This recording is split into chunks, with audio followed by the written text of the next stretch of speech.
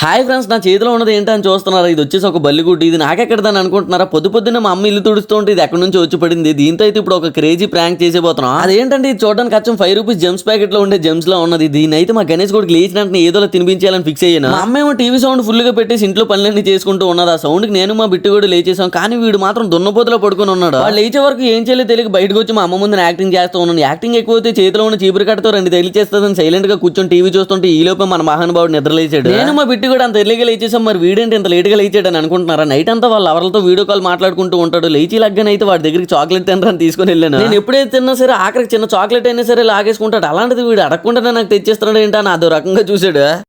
ఏదో తేడాగా ఉందేంటి? అరే గణేష్, నా పైన ఆ మాత్రం నమ్మకం కూడా లేదేట్రా? నీ మీద ఎంతో ప్రేమతో తెచ్చిస్తుంటే నువ్వు తినట్లేదంటే నీ పైన చాలా నమ్మకం ఉన్నది, కానీ ఫస్ట్ నువ్వు తిన్న తర్వాత నేను తింటా అన్నాడు.